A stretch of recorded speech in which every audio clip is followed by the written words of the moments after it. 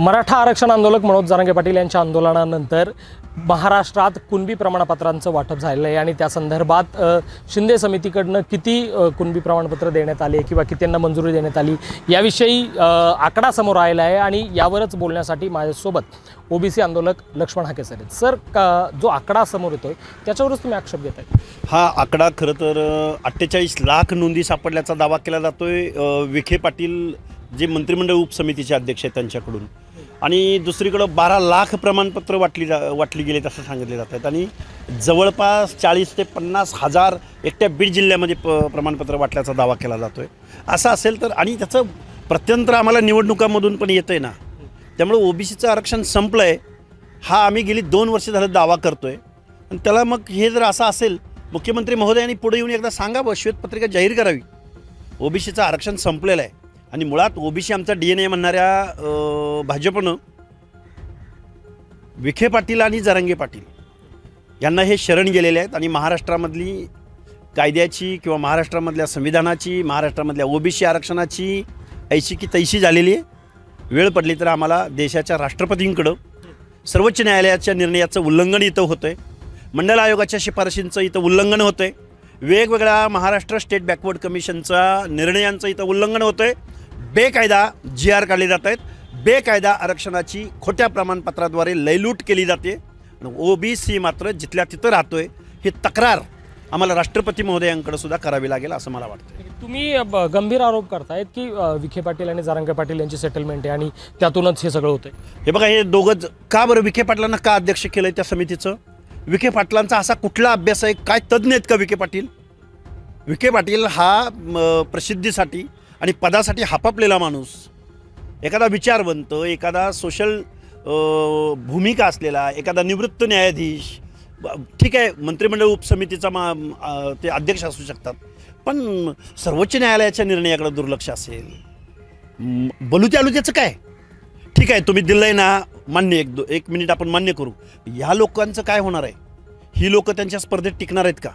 पुण्यामधल्या ओबीसींच्या जागांपैकी मूळ ओबीसीला किती जागा गेल्या याचं उत्तर महाराष्ट्राचे मुख्यमंत्री आम्हाला देऊ शकणार आहेत का? नक्की, बरोबर. तुम्ही आता हा जो मुद्दा काढला ना, त्यालाच अनुसरून माझा प्रश्न आहे. आज पिंपरी चिंचवडचे महापौर रवी लांडगे यांच्या प्रमाणपत्रावर सुद्धा सुनावणी आहे की बोगस कुणबी प्रमाणपत्र घेऊन ते जागेवर बसले. हे आम्ही दावा करतोच आहोत. मी तुम्हाला एक उदाहरण सांगतो.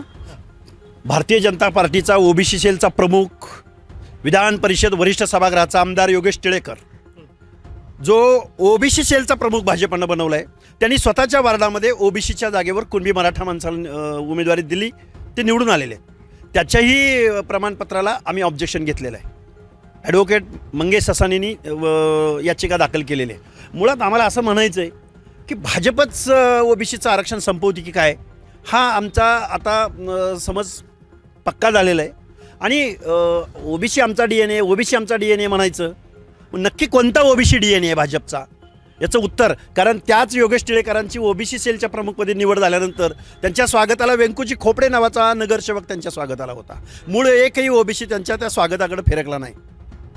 हे काय चाललंय भाजपचं? हा ओबीसी DNA. आणि तुम्ही कोल्हापूर, दौंड इथं सुद्धा हा सेम आक्षेप घेताय? हो, कोल्हापूरच्या महापौरपदी ज्या रूपाराणी निकम नावाच्या महिला ज्या महापौर झालेल्या आहेत, कोल्हापूर महानगरपालिकेमधले सर्रास ओबीसीच्या जागेवरती मराठा निवडून आलेले आहेत.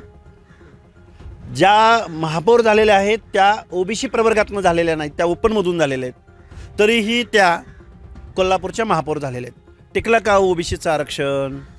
सेम परिस्थिती दुर्गादेवी इंद्रजीत जगदाळे, दौंड नगराध्यक्षपद, त्या दौंड नगराध्यक्षपदी दुर्गादेवी इंद्रजीत जगदाळे ज्या निवडून आलेल्या आहेत, ज्यांचं नातेसंबंध नेपाळच्या राजघराण्याशी आहे, या जगदाळे कुटुंबियावरती कोणतं सोशल डिस्क्रिमिनेशन झालं असेल, या प्रश्नाचं उत्तर महाराष्ट्राच्या मुख्यमंत्रीपदी बसलेल्या देवेंद्र फडणवीसांनी आम्हाला द्यावं.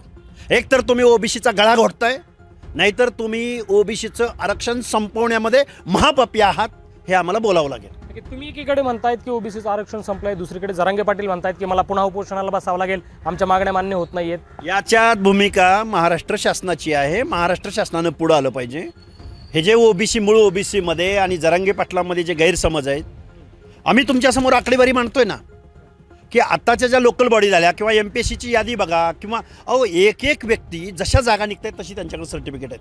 अनेक जात पडताळणी अधिकारी, समाज कल्याण अधिकाऱ्यांचे आम्हाला कॉल आहेत. एका व्यक्तीचे 3-3, 4-4 दुबार तिबार दाखले त्यांच्याकडे आहेत.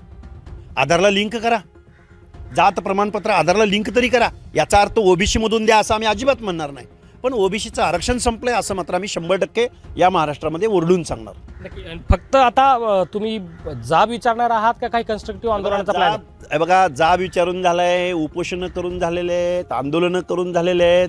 कायदेशीर मार्गानं ज्या न्यायालयामध्ये केस डिले होतात याचा अर्थ काय, न्याय नाकारला जातोय ना. केस डिले होणं किंवा तारीख पे तारीख येणं म्हणजे याचिकाकर्त्याला न्याय नाकारणं आहे ना. त्यामुळे न्यायव्यवस्थासुद्धा आम्हाला आमची बाजू ऐकून घेणार आहे का नाही हा इतपत शंका आम्हाला महाराष्ट्रामध्ये आमच्या मनामध्ये निर्माण झालेली आहे. म्हणजे ही खंत तुम्ही बोलून दाखवतायत. आता हे फक्त मुख्यमंत्र्यांकडे जाणार आहात, त्यांना देणार आहात, राष्ट्रपतींकडे जाणार आहात? सर्वात जास्त भरोसा आमचा मुख्यमंत्री महोदयांवरती होता, पण पिंपरी चिंचवडच्या महापौरपदी कोण बसलं आणि का OBC एखादा मिळाला नाही का? मूळ OBC संविधानाला ही अपेक्षित आहे का? कोल्हापूरच्या महापौर पदावर कोणत्या रूपाराणी निकम बसलेले आहेत? OBCमधून निवडून आलेला एखादा बलुता आलुता तुम्हाला दिसला नाही का? जो सामाजिक न्यायाच्या प्रतीक्षेमध्ये गेली शेकडो वर्ष आहे, ज्याच्या प्रतिनिधित्वासाठी मंडळ आयोगाची अंमलबजावणी देशभरामध्ये झाली. कायदे धाब्यावर बसून, संविधान धाब्यावर बसून कायदा सर्रास मोडणं आणि OBCचं एक तर प्रकरण असं आहे, अशोक पाटील नावाचा एक झडपी मेंबर आहे कोल्हापूर जिल्ह्यामध्ये, तो SCचं सर्टिफिकेट काढून तिथं झडपीला निवडून आलेला आहे. अरे काय चाललंय महाराष्ट्रामध्ये? सर, शेवटचा प्रश्न आहे तुम्हाला.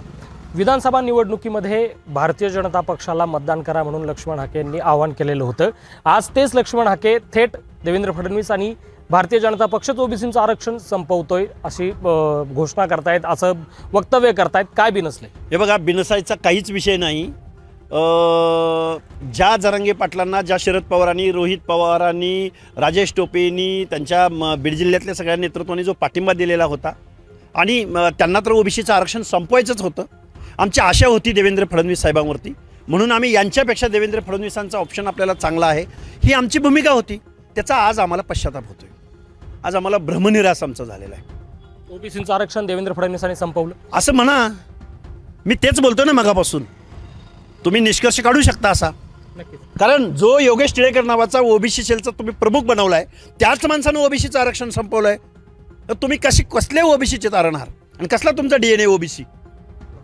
हे होते OBC नेते लक्ष्मण हाके, जे विधानसभा निवडणुकीमध्ये भारतीय जनता पक्ष हा OBCंचा आहे, OBCंचा DNA त्यांचा आहे, त्यामुळे त्यांच्या पाठीमागे उभं राहा असं आवाहन करत होते. मात्र आज जी आकडेवारी कुणबी प्रमाणपत्राची येते ते जरांगे पाटील आणि विखे पाटील यांचं साठवलोट आहे आणि त्याकडे मुख्यमंत्री जाणून बुजून दुर्लक्ष करतायत आणि OBCंचं आरक्षण संपवण्यामागे भारतीय जनता पक्ष आणि मुख्यमंत्री देवेंद्र फडणवीस असल्याचा गंभीर आरोप लक्ष्मण हाके यांनी केलाय. व्हिडिओ जर्नलिस्ट अनिल गजलेसह अभिजित दराडे, LS मराठी, पुणे.